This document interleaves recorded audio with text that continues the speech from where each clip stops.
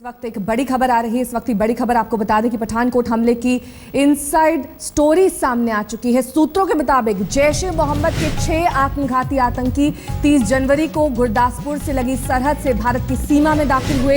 ये आतंकी land cruiser और पजेरो गाड़ी से पठानकोट एयरबेस पहुंचे और अभी तक 4 आतंकी मारे गए हैं, जबकि 2 और आतंकी अभी बाकी हैं। इस तरह की खबरें आ रही हैं। पहले ये माना जा रहा था 1 आतंकी हो सकता है, अब खबर आ रही है 2 आतंकी बाकी हो सकते हैं। सभी आतंकी आत्मघाती हैं और भारी गोला बारूद से लैस हैं। ऐसे में इस ऑपरेशन को खत्म करने में और समय लग सकता है। ये आतंकी पाकिस्तान के बहावलपुर से ट्रेनिंग लेकर आए और अल रहमान ट्रस्ट से जुड़े हुए हैं। इनके हैंडलर मौलाना अशफाक अहमद और हाजी अब्दुल शकूर हैं, जिनसे लगातार बात कर रहे थे।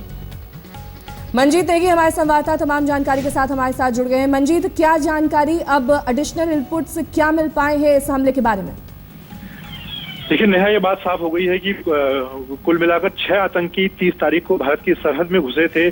जैश ए मोहम्मद आतंकी हैं जो गुरदासपुर पठानकोट की सरहद से घुसने के बाद इन्होंने अपने लोकल जो इनके स्लीपर सेल है उनकी मदद से 2 गाड़ियां इन्होंने ली, जिसमें लैंड क्रूजर और इसके अलावा पजेरो 2 गाड़ियों में सवार होकर और भारी गोला बारूद लेकर ये पठानकोट पहुंचे हैं, यानी कि आज सुबह 3 बजे। और उसके बाद इन्होंने इस हमले को अंजाम दिया।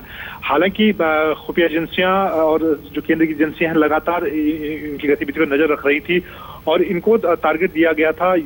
बहावलपुर पाकिस्तान में इनकी ट्रेनिंग हुई थी। जैश ए मोहम्मद के आतंकी हैं और इनके जो 2 हैंडलर हैं जिनसे लगातार फोन पर बात कर रहे थे, अशफाक अहमद और हाजी अब्दुल शकूर, उनके वो लगातार इनको डायरेक्शन दे रहे थे और उनके ही इशारे पर इनसे कहा गया था कि इनको सीधे पठानकोट पहुंचना है। और इसीलिए इन्होंने बीच में किसी तरह की कोई गतिविधि इनकी सामने नहीं आई और उसके बाद ये सीधे इन्होंने पठानकोट स्टेशन पहुंचकर अपने हमले को अंजाम देने की कोशिश की। हालांकि उसमें पूरी तरह से कामयाब नहीं हो पाए। इनको टारगेट दिया गया था कि एयरफोर्स का जो सरहद पर सबसे बड़ा एयरबेस है, जहां पर भारी मात्रा में जो लड़ाकू विमान है MiG-21 का बेस है, इसके अलावा दूसरे विमान है, उनको उड़ाना है। और ये आत्मघाती आतंकी थे 6, जिसमें से 4 को अभी तक मारने में सफलता मिली है, लेकिन अभी भी 2 आतंकी छिपे हुए हैं, भारी गोला बारूद। इसीलिए जहां पर इस वक्त ऑपरेशन चल रहा है लगातार विस्फोटक की आवाज आ रही है। और तमाम सबसे खास बात कि इनको एक स्पेसिफिक टारगेट दिया गया था। भारी गोला बारूद से ये लोग लैस थे और उसी के जरिए 2 गाड़ियों में सवार होकर ये पठानकोट पहुंचे थे। और इसीलिए अभी कह सकते हैं नेहा कि सुबह 3 बजे के आसपास इन लोगों ने दीवार फांद कर अंदर घुसने की कोशिश की। उसके बाद से ऑपरेशन चल रहा है और अभी आधा दिन लगभग निकल गया है इस ऑपरेशन में।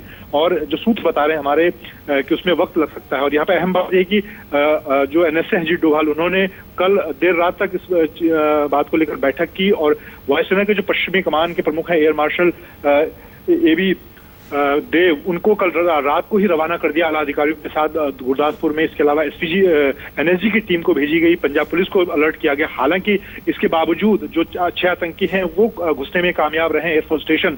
तो ये कहीं एक छोटी सी चूक जरूर हुई है, लेकिन बावजूद उसके आतंकियों का जो बड़ा मिशन था एयरफोर्स स्टेशन में जो विमान है वायुसेना के लड़ाकू विमान, उनको टारगेट करने का, उसमें ये लोग फिलहाल कामयाब नहीं हो पाए हैं। लेकिन इनकी ये पूरी जो प्लानिंग है वो फिलहाल उसकी जानकारी एजेंसियों के पास है और उस हमले को लेकर। और खास बात ये कि ये जो हमला किया गया ये करीब 6 महीने पहले इसकी प्लानिंग चल रही थी, ट्रेनिंग हो रही थी और उसके बाद इस वक्त इस हमले को अंजाम दिया गया।